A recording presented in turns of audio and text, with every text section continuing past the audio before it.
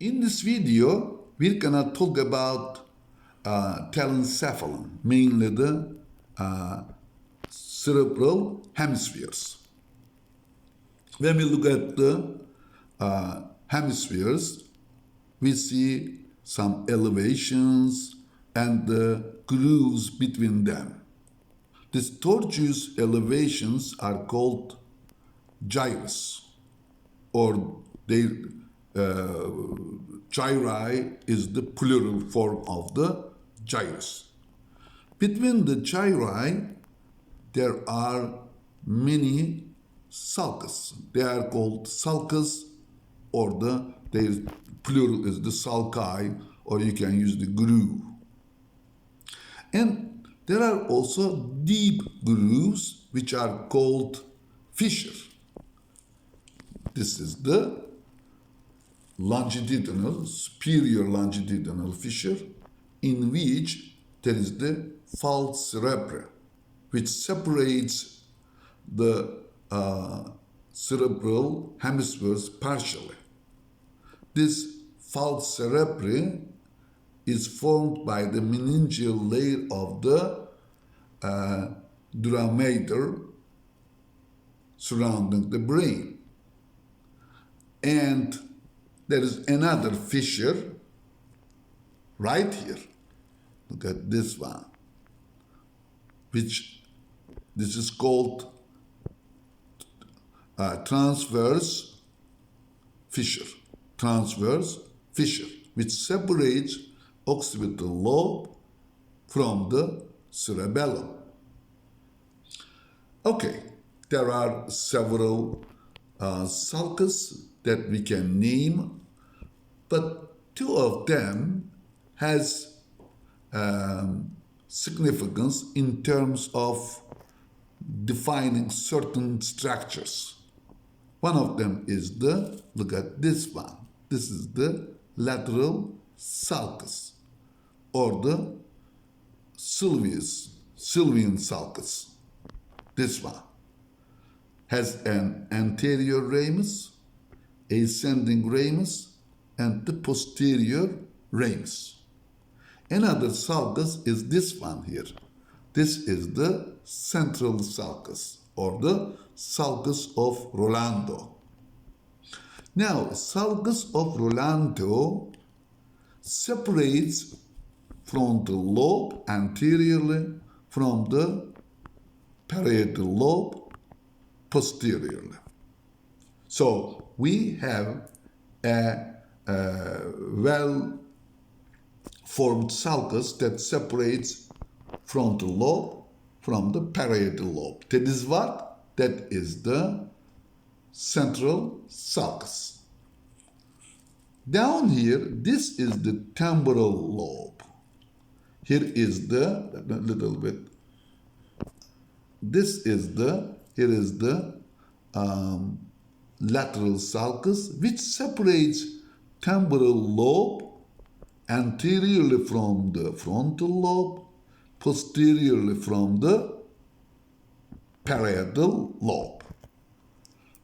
On the external surface, there is no marked sulcus or something else that separates occipital lobe, here is the occipital lobe, from the parietal lobe, or occipital lobe from the temporal lobe. But on the medial surface of the hemispheres, there is a sulcus called parieto-occipital sulcus, which separates parietal lobe from the occipital lobe. Now, let's look at this one. It is again central sulcus. Anterior to the central sulcus, this gyrus is called precentral gyrus. Precentral gyrus is the primary motor area. Brodmann's area 4. Anterior to it, there is a sulcus. This is called precentral sulcus. Now let's note that this Precentral gyrus belongs to the frontal lobe. Let's see other gyri and sulci of the frontal lobe. This is the superior frontal gyrus. This is the middle frontal gyrus. This is the inferior frontal gyrus. Now, here is the lateral sulcus, which has anterior ramus, ascending ramus, and the posterior ramus. Posterior ramus is longer than the anterior and the ascending ramus. The anterior and ascending rami of the lateral sulcus divides inferior frontal gyrus into three parts. Here is the pars orbitalis, this one. Here is the pars triangularis. Here is the pars opercularis. The pars triangularis and opercularis make up the Broca's area. Brodmann's area 44. This Broca's area controls the expression phase of the speech.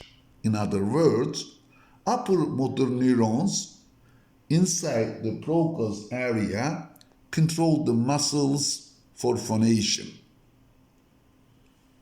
Okay, again, remember, this is the precentral gyrus or the primary motor area. Right in front of it, this area here is the premotor area, Brodmann's area 6. Anterior to this one, this area is the frontal eye field area, Brodmann's area 8. And then these areas here, the Brodmann's area 9, 10, 11, and 45 form the frontal association cortex. Now let's move back to the postcentral gyrus. Look at this one. Here is the sulcus of Rolando. Just behind it, this is the postcentral gyrus.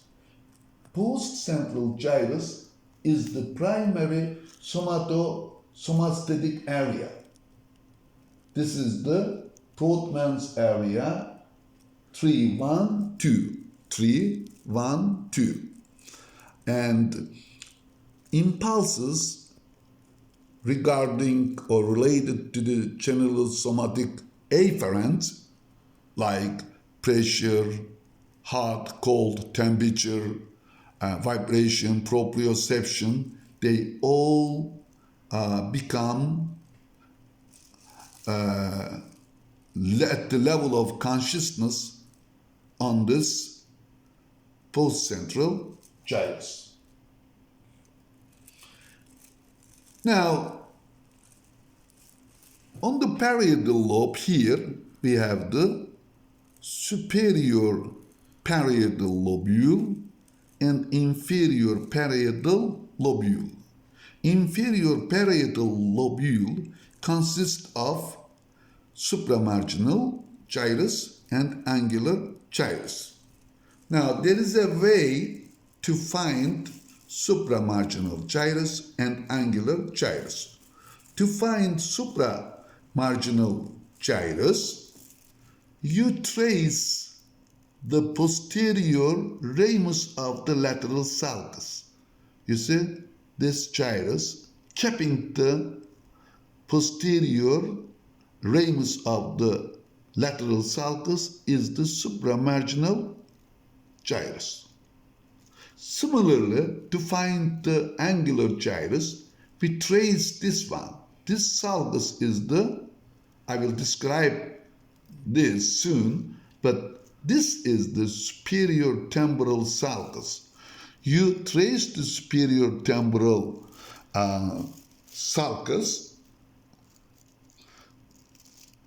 this way. So this is the here, look at this one is the angular gyrus. Supramarginal gyrus, angular gyrus. Together make up the inferior parietal lobule.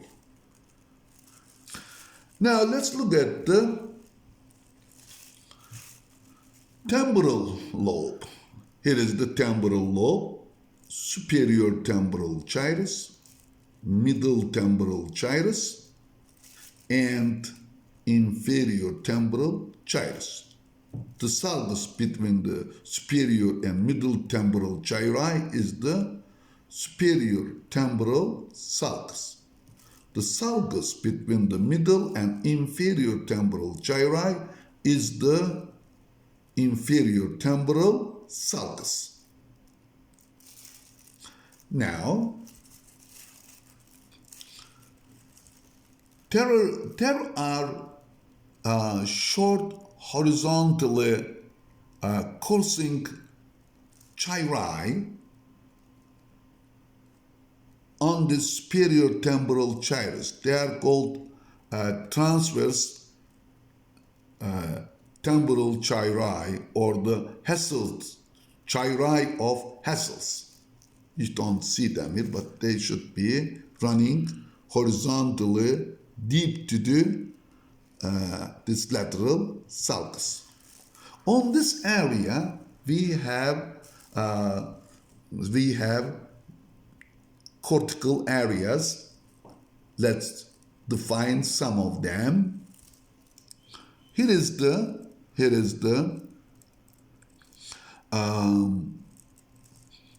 postcentral gyrus. It's at its lower part, closer to the lateral sulcus. This area is the primary custatory cortex. Primary custatory cortex. On the superior temporal gyrus, there is the primary auditory cortex.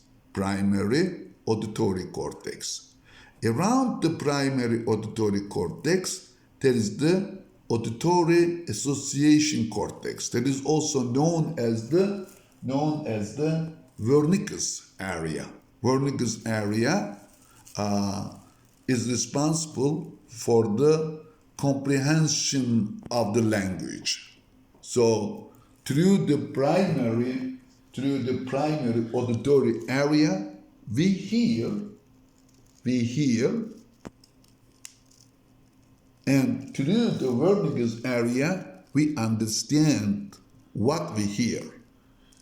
And between this Wernicke's area and the Broca's area, there is the arcuate fibers which connect the Wernicke's area to the Broca's area. Wernicke's area is the Brodmann's area 22, and the primary auditory area is the Brodmann's area 41 and the 42. Well, if you want me to describe the place for the primary auditory area, well, it is located, look at, here is the postcentral gyrus. At the tip of the postcentral gyrus, here, just on the superior temporal gyrus, in this area, you have the primary auditory area. Around it, you have the Wernicke's area, or the auditory association cortex. Anterior to here, this area, there is the primary olfactory cortex. Primary olfactory cortex. On the back, here, there is the occipital lobe. Very posterior part of the occipital lobe, you have the primary visual area. Primary visual area, Portman's area 17, and around the primary visual area, there is the visual association area, Portman's area 18, 19, and 39. Okay, so remember I told that here is the superior sagittal fissure. In it, you have this one here.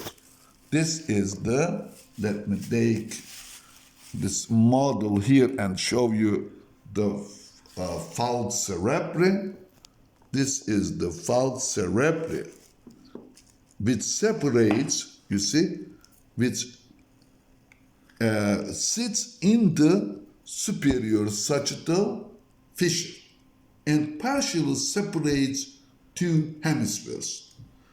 So this falx cerebri anteriorly attaches to the crista galli and posteriorly it attaches to the internal occipital protuberance. On the upper or the superior margin or the border of the falx cerebri, you have the superior sagittal sinus. On its inferior free edge, you have the inferior sagittal sinus. Inferior sagittal sinus joins to vein of Galen and forms the straight sinus. Look at this is the straight sinus. Straight sinus, take this out. Here you have the occipital sinus. So the occipital sinus, superior sagittal sinus, and here you have the straight sinus meet in the confluence of cinium. Confluence of cinium. And then generally the superior sagittal sinus continues with the right transverse sinus. Then this continues as the sigmoid sinus, which drains into the jugular foramen. Jugular foramen. Here is the cavernous sinus, right and left cavernous sinus.